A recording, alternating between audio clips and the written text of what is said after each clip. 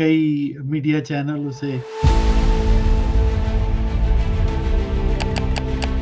Peace deal के नाम से जानते हैं। सो मेरी नज़र में ये फाइनल पीस ट्रीटी नहीं है, ना ही डील है। ये एक इंटरम पोलिटिकल सिक्योरिटी फ्रेमवर्क है, जिसको MOU कहा जा सकता है।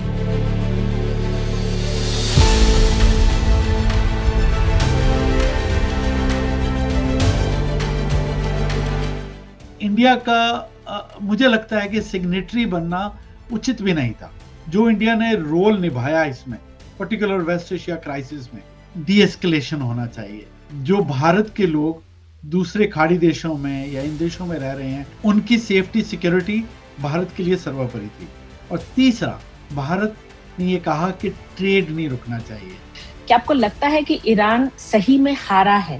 लड़ाई ईरान और अमेरिका की हो रही है, मार इजराइल को पड़ रही है, और उसके अलावा गल्फ को अलग से झगड़े में धकेल दिया गया और पाकिस्तान इसमें डिप्लोमेटिकली गेन कर रहा है। ये बिल्कुल अलग तरह के ये सिचुएशन बनी थी। तो इसमें हार जीत वाली कहानी जो है, इसको इस ढंग से मुझे लगता है नहीं देखना चाहिए कि कौन जीता कौन हारा या अमेरिका पीछे हटा।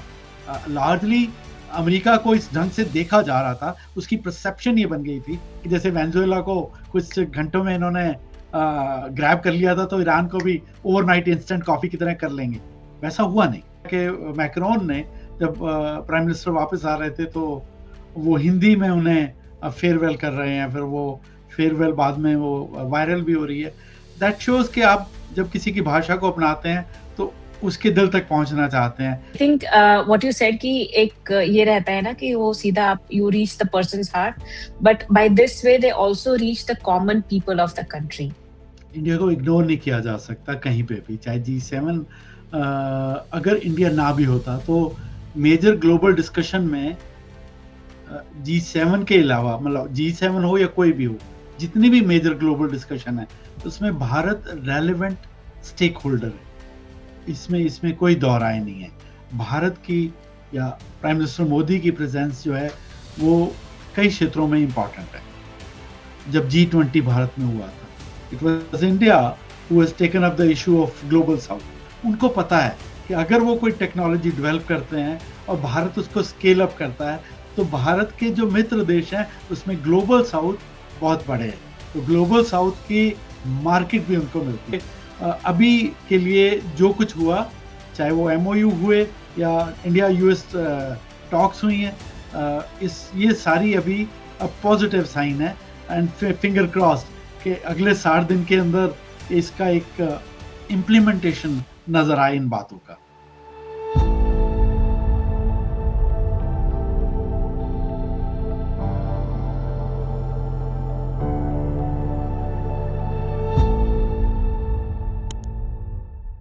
नमस्कार, मैं हूं निर्वा मेहता और आज हमारे साथ जुड़ रहे हैं independent journalist Ravinder Singh robin. आज हम बात करेंगे फ्रांस में पीस MOU की, G7 समिट में प्रधानमंत्री मोदी की अहम बैठकों की और उन डिप्लोमेटिक सिग्नल्स की जो आने वाले समय में वर्ल्ड पॉलिटिक्स को आकार दे सकती हैं। Hello and welcome to the pamphlet, Ravinder Singh ji, and so glad to have you on board with us today. Sir, सबसे पहले मैं बात करना चाहूंगी कि अभी जो पिछले हफ्ते दो मेजर इवेंट्स हुई फ्रांस में। एक तो हुआ द पीस डील सिग्नेचर और दूसरा the G7 summit. Will come to the G7 later, but पहले let's start with the peace deal that was signed. आपको क्या लगता है कि आपका ये ओवरऑल असेसमेंट क्या कहता है ये डील, पीस डील को लेकर, और स्पेशली जिस तरह से अमेरिका का इन्वॉल्वमेंट रहा इस डील नेगोशिएशन में, आपका इस पे क्या थॉट्स हैं? So इसमें overall, thank you first of all, thank you very much for having me on your show. So first of all, my overall assessment, particularly जिसको लोग कई मीडिया चैनल उसे पीस डील के नाम से जानते हैं, सो मेरी नज़र में ये फाइनल पीस ट्रीटी नहीं है, ना ही डील है। ये एक इंटरम पोलिटिकल सिक्योरिटी फ्रेमवर्क है, जिसको MOU कहा जा सकता है, मेमोरेंडम ऑफ अंडरस्टैंडिंग। तो इसको अभी परमानेंट पीस डील कहना जल्दबाजी होगी, पहली बात। ऑफिशियली ये इस्लामाबाद मेमोरेंडम ऑफ अंडरस्टैंडिंग है, जिसमें पाकिस्तान इन्वॉल्व हुआ था, यानी कि एक इंटरम फ्रेमवर्क जिसके तहत दो पक्ष स्पेशली ईरान एंड यूएसए, ये दोनों मिलिट्री ऑपरेशन को रोकने में और स्टेट ऑफ हॉर्मुज को दोबारा से कमर्शियल नेविगेशन रिस्टोर करने में और अगले 60 दिनों में फाइनल एग्रीमेंट नेगोशिएशन करने पर एग्री हुए हैं। तो इसको पीस डील में सम अप करना ठीक नहीं रहेगा।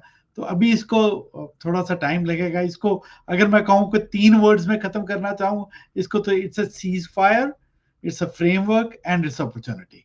तो ये 3 चीजें हैं उसमें। राइट सर, आपने since you mentioned Islamabad in this, Islamabad MOU है ये, तो आपका इसमें पाकिस्तान इस्लामाबाद का रोल इन नेगोशिएशन से आप कहाँ तक वो आंकेंगे? देखिए, पाकिस्तान को अपॉर्चुनिटी मिली, इसमें कोई दो राय नहीं है, और पाकिस्तान इसमें मीडिएटर नहीं था। इस चीज को जरूर ध्यान में रखना चाहिए। हालांकि कुछ लोग उसे मीडिएटर के तौर पे देख रहे हैं, उसकी विटनेस की भूमिका को कुछ और बढ़ाकर बताया जा रहा है। पाकिस्तान वाज द फैसिलिटेटर, इसमें कोई दो राय नहीं है। फैसिलिटेटर था, लेकिन उसमें पाकिस्तान ने इस पूरे प्रकरण में, अगर Pakistan actually they gain diplomatic visibility earlier before this memorandum was signed. Memorandum जब साइन हो रहे हैं तो वो निर्भर पूरा तामझाम तैयार किया गया था स्विट्जरलैंड में, अनाउंसमेंट्स की गई थी। उससे पहले इस्लामाबाद में टॉक्स हुई हैं, उसमें पाकिस्तान और पाकिस्तान के प्राइम मिनिस्टर और आसिम मुनीर जो उनके जो आर्मी चीफ है, उन्होंने बहुत सारी अपनी तरफ से कोशिशें की, पॉलिटिकल और डिप्लोमेटिक गेन करने की कोशिश की, लेकिन जब साइन हुई तो उनको वहां नहीं बुलाया गया। वो इलेक्ट्रॉनिकली सिग्नेचर हुए चले गए। इसके ऊपर मतलब इनफैक्ट ट्विटर पे और सोशल मीडिया हैंडल्स पे ऐसी बहुत सारी बातें सामने आई कि उनको बताया भी नहीं गया लास्ट मोमेंट तक। जब ये साइन हो गई तो उनको पता लगा, हालांकि उनके फ्लाइट टिकट्स वगैरह सब कुछ बुक हुए होंगे, लेकिन उनको पता नहीं था कि फ्राइडे को जाना कहाँ पे है। तो पाकिस्तान को एक मीडिएटर की बजाय एक फैसिलिटेटर था, और उसमें पाकिस्तान मुझे लगता है कि कॉशियसली चला। इसमें पाकिस्तान, एक बात और मैं जोड़ूंगा, वो ग्रंटर भी नहीं था। पाकिस्तान अमेरिका के साथ बात कर रहा था या अमेरिका उससे बात कर रहा था, वाइस वर्सा, जैसे मसीह समझ लीजिए। ईरान से वो बहुत कॉशियसली बात कर रहा था। 2-3 उनके विजिट हुए पाकिस्तान ईरान में, तेहरान में, तो एक स्ट्रैटेजिक डिसीजन को वो कंट्रोल नहीं कर रहा था पाकिस्तान, वो अमेरिका और ईरान ही कर रहे थे। उसमें सबसे बड़ा फ्लो ये था कि उसमें सारे स्टेक होल्डर उस डील के अंदर नहीं थे। सारे मतलब मेजर तौर पे अमेरिका, ईरान और तीसरा इजराइल। ना इजराइल उसमें आया, ना वो लेबनान को लेके आ सके, और ना बाकी के गल्फ कंट्रीज वाले। तो सारे स्टेक होल्डर्स नहीं आए। पाकिस्तान तो ये कहता रहा कि मुझे इजराइल को मैं रिकॉग्नाइज ही नहीं करता हूं। तो वो इजराइल उस टॉक में नहीं था। तो शुरू में तो यही लग रहा था कि जब उसमें नहीं है सारे, तो ये मटेरियलाइज कैसे होगी। तो फाइनली इसमें एक सुखद समाचार तो यही है कि फिलहाल के लिए 60 दिन के लिए चाहे सही, वो एक स्टेट ऑफ हॉर्मुज खुल गया, ट्रेड फ्लो होगा, लेकिन गारंटी इसमें क्या है वो किसी की नहीं है। राइट सर, ये ना, जैसे कि इंडिया, अगर इंडियन सब कॉन्टिनेंट की हम बात देखें तो India, Pakistan, Bangladesh and all, तो ये वॉर में द स्ट्रेट ऑफ हॉर्मुज के बंद होते में India had a lot to lose, India had a lot on stake rather, ठीक है। तो क्रिटिक्स का ये कहना है कि जैसे पाकिस्तान इसमें कूदा एज अ मीडिएटर और as a facilitator, at some point did India miss a golden opportunity to be on the bigger stage, as a critics का मानना है, but what do you have to say on that? Look, this is actually a hypothetical question. अगर ये होता तो अगर वो होता, लेकिन इसको अगर मैं उसमें देखे भी, मान भी लीजिए कि हाइपोथेटिकली अगर इंडिया इस यूएस ईरान अरेंजमेंट, मैं अरेंजमेंट बोल रहा हूं, इस अरेंजमेंट का फॉर्मल हिस्सा होता, तो डील में डिप्लोमेटिक क्रेडिबिलिटी बढ़ जानी थी। इकोनॉमिक रेलेवेंस बढ़ सकती थी। उसका कारण ये था कि भारत के अमेरिका के साथ भी रिलेशन है, ईरान के साथ भी हैं, इज़राइल के साथ भी हैं, गल्फ कंट्रीज़ के साथ भी हैं और पहले से ज़्यादा स्ट्रॉन्ग हुए हैं रिसेंट प्राइम मिनिस्टर मोदी की विजिट के बाद। तो उसमें क्रेडिबिलिटी इंडिया की बढ़ सकती थी। इंडिया 2-3 तरीके के रोल निभा सकता था। पहला, मीडिएटर। मीडिएटर भारत क्योंकि सभी के साथ वर्किंग रिलेशन में है, तो भारत एक कंपैरेटिवली बैलेंस्ड ब्रिज बन सकता था। खास करके जब न्यूक्लियर वेरिफिकेशन की बात हो, सैंक्शन रिलीफ की बात हो, रीजनल डी एस्केलेशन की बात हो। हालांकि रीजन में हमारे पड़ोसियों के साथ हमारे एस्केलेशंस रिलेशंस में एस्केलेशन बढ़ती कम और कम होती रहती है। और दूसरा, स्टेक होल्डर्स में मैंने बताया कि भारत सभी के साथ रिलेशन में है। ग्रंटर ऑब्जर्वर के तौर पर भारत को देखा जा सकता था। भारत एक बहुत बड़ी देश है। भारत और भी बाकी मुल्कों के साथ भारत को एक दोस्ताना मुल्क की तौर पे भी देखा जा रहा है। इसके अलावा भी प्रैग्मेटिक रिलेशन में भारत को रिसेंटली, जैसे इफ यू रिकॉल, जैसे अमेरिका के साथ हमारे ट्रेड रिलेशन बिगड़ गए थे, अब थोड़े से लाइन पे आ रहे हैं, तो इंडिया यूरोपियन यूनियन के साथ रिलेशन में आया। तो वो यूरोपियन यूनियन हो, अमेरिका हो, रशिया हो और कंट्रीज हो, they all are looking at, even Israel, they all are looking at Indian market, that India, they may have the skills like Israel and even European countries, but India can scale up their skill to the best of best level. तो India को सभी लोग इस तरीके से देखते थे जैसे इंडिया को एक ग्रंटर ऑब्जर्वर के तौर पर उसमें देखा जा सकता था, लेकिन इसमें रिस्क भी बहुत है। रिस्क होते अगर भारत होता, इजराइल को लगता है कि इंडिया ईरान की फेवर कर रहा है। इसमें ऐसे होता है, जब आप बहुत सारे स्टेक होल्डर्स के साथ होते हो तो आपको रोल भी उसी तरह से निभाना पड़ता है, लेकिन शक की निगाह भी बढ़ जाती है। तो यूएस के ये भी होता है कि यूएस के स्ट्रेटेजिक कैंप के साथ भारत के रिलेशन है, तो ईरान को समझाना थोड़ा मुश्किल भी हो सकता था। लेकिन इंडिया का मुझे लगता है कि सिग्नेटरी बनना उचित भी नहीं था। जो इंडिया ने रोल निभाया इसमें, पर्टिकुलर वेस्ट एशिया क्राइसिस में, अगर आप जब से ये शुरू हुआ, मई एंड में शुरू हुआ था, if I am not wrong, या जून या मई स्टार्टिंग में जब ये शुरू हुए थे क्राइसिस, इंडिया का तब से लेके अब तक 3 बातों पे मिनिस्ट्री ऑफ एक्सटर्नल अफेयर्स अपनी बात करती रही। पहली बात कि डी एस्केलेशन होना चाहिए, ये कन्फ्लिक्ट बढ़ना नहीं चाहिए। दूसरा, जो भारत के लोग दूसरे खाड़ी देशों में या इन देशों में रह रहे हैं, they are in huge in number, 1 crore के करीब, तो उनकी सेफ्टी सिक्योरिटी भारत के लिए सर्वोपरि थी। और तीसरा, भारत ने ये कहा कि ट्रेड नहीं रुकना चाहिए। इंटरनेशनल वाटर्स पर स्टेट ऑफ हॉर्मोज या बाकी जो शिपिंग लाइंस है वो चलती रहनी चाहिए। इस पे भारत अड़ा रहा और उसी फैसिलिटेशन में, नॉट फैसिलिटेशन, इन बैकड्रॉप में इंडिया डी एस्केलेशन की कोशिश करता रहा। तो मुझे लगता है कि भारत ने जो रोल अदा किया वो ही करना चाहिए था, वो किया भी। Right. I think India played a better role as it did. Correct. Yeah, what is required they have done. Right.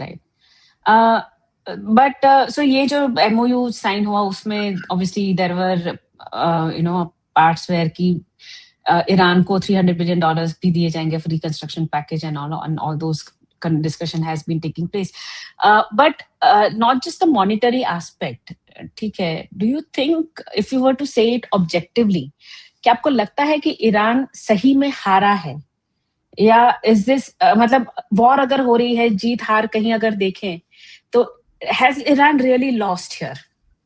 आपने कुछ रील्स देखी होंगी इस वॉर के दौरान, बहुत सारी रील्स आई जिसमें मीम्स बने थे।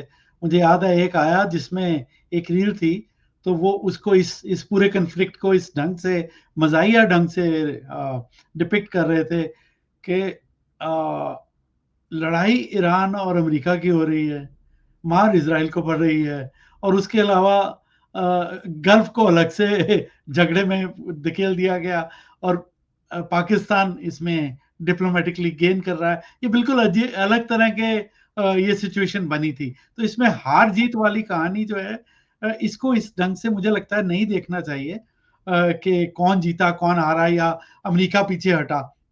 लार्जली अमेरिका को इस ढंग से देखा जा रहा था, उसकी परसेप्शन ये बन गई थी कि जैसे वेनेजुएला को कुछ घंटों में इन्होंने ग्रैब कर लिया था, तो ईरान को भी ओवरनाइट इंस्टेंट कॉफी की तरह कर लेंगे। वैसा हुआ नहीं। उसमें उसके कुछ रीजन कुड हैव बीन, बहुत सारे रीजन होंगे। उनमें से एक तो मैं ये मानता हूं कि जब तक अमेरिका ये कह रहा था कि रेजीम को चेंज करना है, सुप्रीम लीडर को गिराना है, तब तक एक सेक्शन ऑफ इन ईरान वो अमेरिका की इस बात से सहमत हो सकते थे। That section could be small और द लार्ज नंबर। लेकिन जब अमेरिका ने ईरान को गिराना शुरू किया तो ईरान इकट्ठा हो गया, ईरान के लोग इकट्ठे हो गए। वो एक बहुत बड़ा फ्लो था। अमेरिका का व्यू पॉइंट ये था कि प्रेसिडेंट ट्रंप जो है वो प्रैक्टिकल डिप्लोमेसी दिखाते। अब वॉर, ऑयल प्राइसेस और स्टेट ऑफ हॉर्मुज की जो डिस्ट्रप्शन थी, इसके कारण पूरे ग्लोबल इकोनॉमी पर खतरा बढ़ा और उसका बहुत बड़ा रीजन अमेरिका को ही समझा गया इसमें। वो न्यूक्लियर परसेप्शन वाली कहानी खत्म हो गई। अब शिपिंग सामान्य हो रही है तो लोग ऑब्वियसली इसको एक्सेप्ट कर रहे हैं। लेकिन इसका एक ना दूसरा व्यू पॉइंट भी है, मुझे लगता है इस जीत हार के अलावा भी। अमेरिका ने अपने पहले के जो मैक्सिमम डिमांड्स थे, जिसकी बात आप कर रहे हो कि ईरान ने जो चीजें मांगी हैं, तो उसमें मैक्सिमम जो डिमांड्स सॉफ्टन कर दिए। ईरान का न्यूक्लियर इंफ्रास्ट्रक्चर जो है, इसके ऊपर या मिसाइल प्रोग्राम पे सैंक्शन में रिलीफ हो गया, 60 दिन के लिए तो हो ही गया। और रीजनल प्रॉक्सी से जुड़ी सभी मुद्दे वो एक तरह से हालांकि रिजॉल्व नहीं हुए हैं, लेकिन उनको एक बैक शेल्फ में रख दिया गया है। और इसको कंप्लीट किसी की भी, अमेरिका की भी विक्ट्री नहीं गिना जा सकता, लेकिन ईरान जरूर एज पे है। इसमें कोई दोहराई नहीं। ऐसे नैरेटिव बिल्डिंग में ईरान काफी आगे निकला। राइट। सो अगर हम इजराइल की बात करें, considering that was also one of the parties in the crisis, तो इजराइल के जो ऑपोजिशन लीडर्स हैं, they are also what you, आपने जो जैसे बोला वो कि वहाँ ईरान का मिसाइल प्रोग्राम वैसे के वैसे रहा, things were just like that. तो ये what exactly did anyone gain out of the constant bombing campaign Iran की जो चला, उसका what exactly did it bring to the table? You are referring to Israel? Yes. Yeah. So Israel. What Israel carried out on Iran. अब Israel जो है इस agreement का technically signatory नहीं है। वो नेगोशिएशन में उसको शामिल ही नहीं किया गया लीगली, और ये उसकी सबसे बड़ी चिंता रहेगी मुझे लगता है इजराइल की। इजराइल के सिक्योरिटी एस्टेब्लिशमेंट जो है वो अपने लीडर से सवाल पूछ रहे होंगे कि क्या ईरान के न्यूक्लियर प्रोग्राम पे वेरिएबली और परमानेंट रिस्ट्रिक्शन रहेगी या नहीं। दूसरा, जो बैलिस्टिक मिसाइल्स हैं उन पर कोई इफेक्टिव लिमिटेशन होगी या नहीं, मतलब उसको इन बातों का डर रहेगा, या ये आंसर अभी आने बाकी है। और तीसरा जो सबसे बड़ा इजराइल का मुद्दा है वो है हिजबुल्लाह। तो हिजबुल्लाह या फिर वो जो एलिजिडली ईरान बैक्ड ग्रुप्स हैं, जो जिनको वो मिलिट्री ग्रुप्स भी कहता है, तो उसको क्या ईरान या उसको बाकी के लोग उसको फाइनेंशियल सपोर्ट रोक पाएंगे क्या नहीं। तो ईरान को इन चीजों का, ईरान के लोगों को ये खदशा हो सकता है कि सैंक्शन रिलीफ से ईरान की इकोनॉमी रिकवर हो जाएगी। इनफैक्ट जो उनको भी 60 दिन का टाइम मिला है, उनका तेल भी जाएगा, बिकेगा भी, और तेहरान फिर से रीजनल एलाइज को स्ट्रेंथन कर सकता है।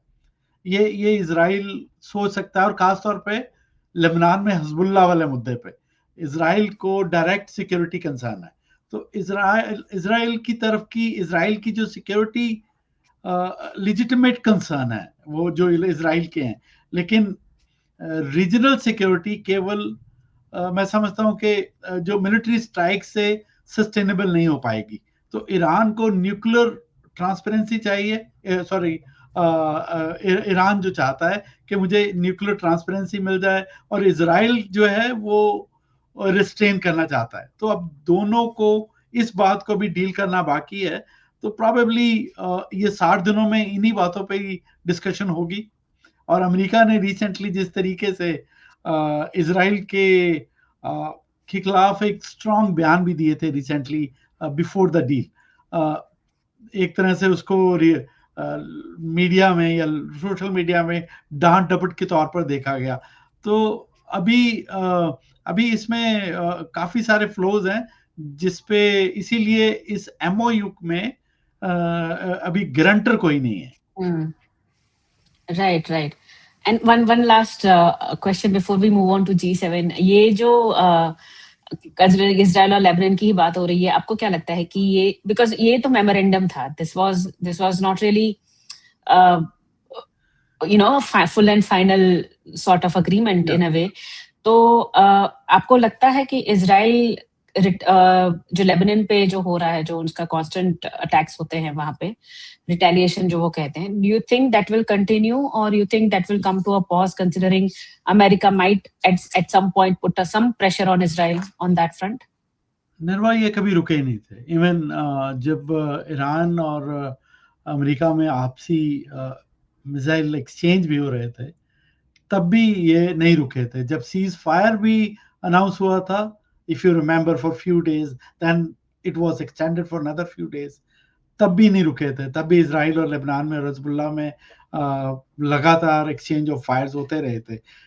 ये इनका एक लॉन्ग पेंडिंग इशू है, जिसको जो भी रिजॉल्व नहीं हुआ है। जब रिजॉल्व ही नहीं हुआ है तो ऑब्वियसली इसके ऊपर इजराइल की तरफ से भी और लेबनान की तरफ से भी अभी कोई इस तरह से स्ट्रॉन्ग कंक्रीट बयान नहीं आए कि हम इस डील में पूरी तरह से सहमत हैं या हम भी बिल्कुल सीज फायर में रहेंगे। लेकिन उसमें ये जरूर है कि जब दुनिया के सभी लोग एक जगह पे इकट्ठे हो रहे हैं, तो वो भी नहीं चाहेंगे, नाइदर लेबनान और इजराइल, कि उनको आइसोलेट किया जाए या सिंगल आउट किया जाए। फिलहाल के लिए तो शांति नजर आती है। Excellent. I hope the peace prevails in Middle East, because the world can do with more peace than war. Moving on to the next aspect of this 1 week, G7 in France. ठीक है, पिछले कई सालों से अगर हम देखें तो इन a way India means Modi, ठीक है। तो आपको how do you see the recent जो विजिट रही पीएम मोदी की और G7 समिट में उनका जो the bilateral conversations that he had with the world leaders, आपका ओवरऑल आपका असेसमेंट क्या रहा इस पे? इंडिया को इग्नोर नहीं किया जा सकता कहीं पे भी, चाहे G7 अगर इंडिया ना भी होता तो मेजर ग्लोबल डिस्कशन में G7 के अलावा, मतलब G7 हो या कोई भी हो, जितनी भी मेजर ग्लोबल डिस्कशन है उसमें भारत रेलेवेंट स्टेक होल्डर है। इसमें कोई दो राय नहीं है। भारत की या प्राइम मिनिस्टर मोदी की प्रेजेंस जो है वो कई क्षेत्रों में इंपॉर्टेंट है। पहला, जिसपे भारत ने, इफ यू रिमेंबर, जब G20 भारत में हुआ था, it was India who has taken up the issue of global south, the representation of global south, it was India who took up the matter. तो उसमें एक बहुत बड़े एक सेगमेंट को, दुनिया के जिसको दुनिया ने इग्नोर किया था, भारत ने उनके लिए बात की। अब उसके कारण मैं समझता हूं, चाहे वो इवन इजराइल हो या कोई और भी यूरोपियन यूनियन जैसे मुल्क भी हों, उनको पता है कि अगर वो कोई टेक्नोलॉजी डेवलप करते हैं और भारत उसको स्केल अप करता है, तो भारत के जो मित्र देश हैं उसमें ग्लोबल साउथ बहुत बड़े हैं, तो ग्लोबल साउथ की मार्केट भी उनको मिलती है। तो इग्नोर करना ठीक नहीं, किसी के लिए भी, किसी भी मुल्क के लिए आसान नहीं है भारत को इग्नोर करना। और वेस्ट एशिया में स्पेसिफिकली जो मैरीटाइम सिक्योरिटी है उसमें भारत के कंसर्न थे, और फ्रांस के साथ भारत स्ट्रेटेजिक पार्टनरशिप में आ रहा है। तो मुझे लगता है कि इसमें फ्रांस में भारत की भूमिका बहुत स्ट्रांग रही है। इवन अब नैरेटिव बिल्डिंग में भी देखिए, और अदरवाइज कई चीजें जो आपको इंडिकेट कर देती है। प्राइम मिनिस्टर मोदी वहां से वापस आते हैं, उनको फेयरवेल मैक्रोन हिंदी में कर रहे हैं, सो निर्वा, मैं इसको इसको इस ढंग से देखता हूँ, if you talk of anyone in his or her language, you reaches directly to his or her heart. तो एक भाषा को अपनाना और उसके बाद फिर उनकी आइडियोलॉजी को भी अपनाना जैसा होता है। तो सक्सेस जो है, इसका फाइनल मेजरमेंट ऑब्वियसली एक ट्रेड एग्रीमेंट और डिफेंस कॉपरेशन या बहुत सारी नाम है, चाहे वो एनर्जी सिक्योरिटी या इन सब चीजों पे होगा, लेकिन फाइनली फ्रांस के लिए, फ्रांस भारत के लिए डिफेंस, न्यूक्लियर एनर्जी और स्पेस, इन सब चीजों के लिए इंपॉर्टेंट है, इंडो पैसिफिक कॉपरेशन के लिए भी। लेकिन पर्सनल वार्मथ और सेरेमोनियल जेस्चर जो नजर आए, मैं बात कर रहा था कि मैक्रोन ने जब प्राइम मिनिस्टर वापस आ रहे थे तो वो हिंदी में उन्हें फेयरवेल कर रहे हैं, फिर वो फेयरवेल बाद में वो वायरल भी हो रही है। दैट शोज कि आप जब किसी की भाषा को अपनाते हैं तो उसके दिल तक पहुंचना चाहते हैं, उसको ये दिखाना चाहते हैं कि we are concern about you. तो इसमें भारत का वहां जाना, भारत का वहां पे होना, मैं इसको कोई बहुत स्ट्रॉन्ग रिलेशन की तरफ की तरह देखता हूँ इसको। राइट, इनफैक्ट कंसिडरिंग आपने ये जो बोला ना, हिंदी में मैक्रोन ने जो मैसेजिंग दिया है, in fact not just this, last time also वो धुरंधर की उस पे कर रहे हैं, बाकी बहुत सारे heads of nation also are वो हिंदी गानों पे उनकी रील्स शेयर करते हैं। I think what you said कि एक ये रहता है ना कि वो सीधा आप you reach the persons heart, but by this way they also reach the common people of the country, because से पीपल लाइक माई पेरेंट्स और समवन जो इतने पॉलिटिकली क्लूड इन नहीं होते हैं, उनकी रील्स में जब ऐसे रिलेटेबल चीजें दिखती हैं तो they feel very different about the political situation. But yeah, that was just my thought on that. ये अगर जैसे कि PM Modi and US president Donald Trump, पिछले जब से डोनाल्ड ट्रम्प की सेकेंड टर्म जब से शुरू हुई है, things have not been the greatest in terms of Trump's statements which felt unwarranted for India. फिर वो जैसे कि अगर वो ट्रेड डील्स हो या टैरिफ की थ्रेट्स हो, ऑपरेशन सिंदूर में उनकी स्टेटमेंट्स हो, they were not well taken. But one thing is कि जितने डिसएग्रीमेंट्स भी हुए हैं, हम कह सकते हैं कि at some point that there was a bit of cold shouldering that Modi ji did, but दोनों लीडर्स ने कभी अपनी गरिमा नहीं खोई। Publicly, at least the both of them maintained their respect towards each other. But how do you see that abhi bilateral, abhi jaise ki very latest, Donald Trump is saying PM Modi he's an angel, he's a this, he's a that, and how do you understand this mixed signaling? क्योंकि क्या होता है कि critics जो हैं हमारे यहाँ पे, when it comes to the prime minister, they say कि ये subservient behavior हो जाता है या कुछ हो जाता है. But how do you see it? How do you see Donald Trump's very latest statements on PM Modi?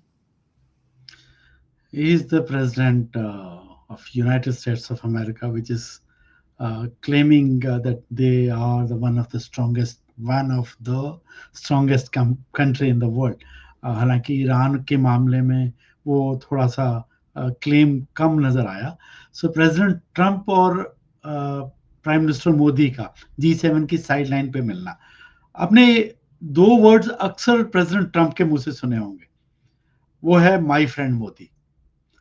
अक्सर हर जगह पे उन्होंने ये कहा, और इधर मोदी जी भी उसी तरह से, प्राइम मिनिस्टर मोदी भी ट्रंप के बारे में कहते हैं. तो एक ये जो गरिमा वाला काम जो बात कर रहे हैं आप, और एक कॉर्डियल रिलेशन वाली कहते हैं, ये होना भी चाहिए, दिखना भी चाहिए.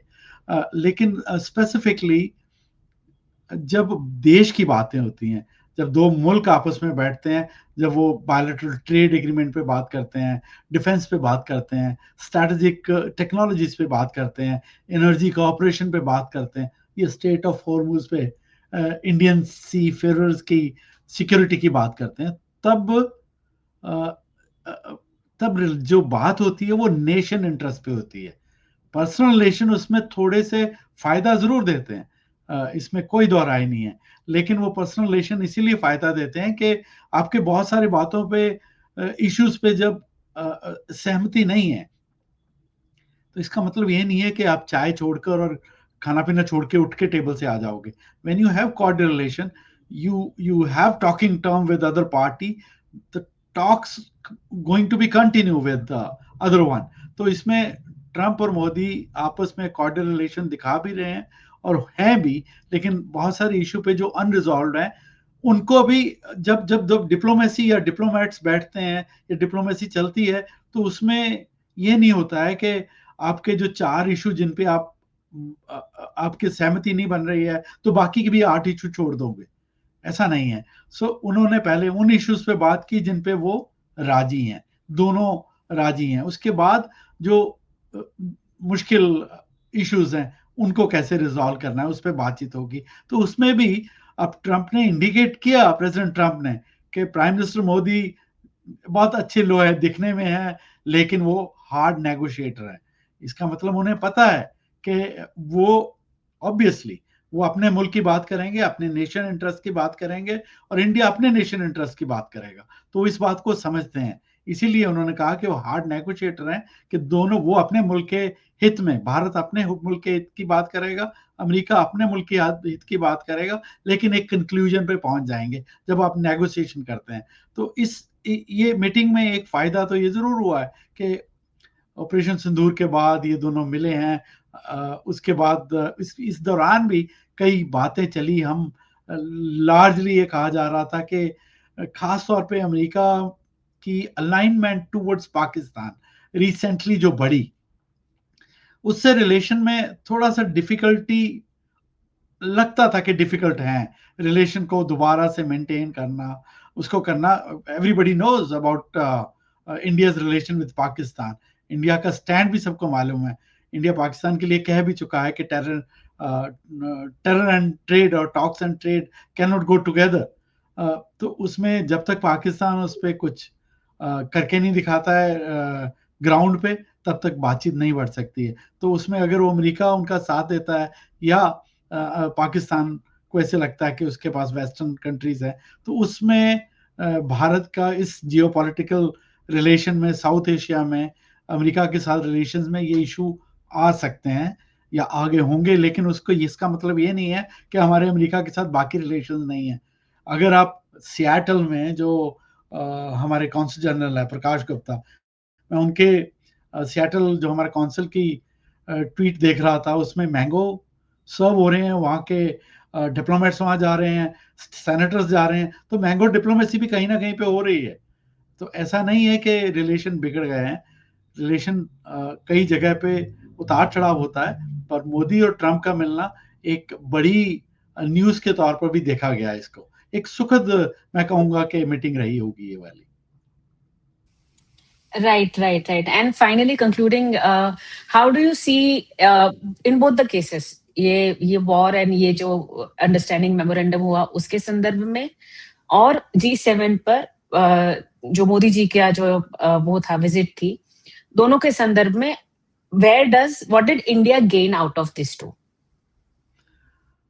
पहली बात तो ये है कि यूएस और ईरान डॉक्यूमेंट्स, ये जो इसको MOU जिसको डॉक्यूमेंट्स कहें, तो ये युद्ध से पहले पीस का फाइनल डेस्टिनेशन नहीं है. ये नेगोशिएशन की तरफ एक कदम है, या कदम की बजाय इसको ब्रिज भी कहा जा सकता है. बड़ा काम हुआ है, लेकिन ये डील तभी सफल होगी जब ईरान ट्रांसपेरेंट न्यूक्लियर वेरिफिकेशन स्वीकार करेगा. ऐसा पॉसिबल हो सकता है. और अमेरिका सैंक्शंस रिलीफ को प्रेडिक्टेबल की बजाय मतलब क्रेडिबल बनाएगा. तो ये और साथ में इजराइल है वो मिलिट्री रिस्ट्रेंट दिखाए. स्पेसिफिकली लेबनान जो है वो भी रीजनल प्रॉक्सी वॉर्स को रोके. तो ये इन सब चीजों के चलते ये MOU एक सेपरेट सिक्योरिटी अरेंजमेंट्स तैयार हो सकता है. और जहां तक G7 में मोदी और ट्रंप मीटिंग में हुई है, उसमें इंडिया यूएस रिलेशन फिर से नेगोशिएशन मोड में जा चुके हैं. तो इसका मतलब ये है कि फ्रेंडशिप जो है वो स्लोगन से ज्यादा आगे बढ़ गई है.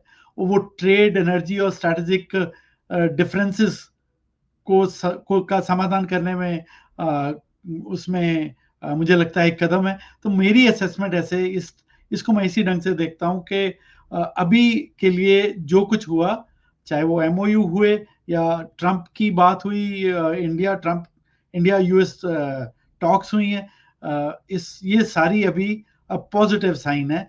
एंड फिंगर क्रॉस्ड कि अगले 60 दिन के अंदर इसका एक इम्प्लीमेंटेशन नजर आए इन बातों का।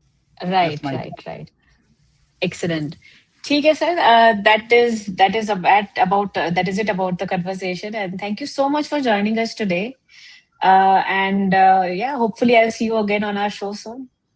Oh, thank you very much for taking me to your show.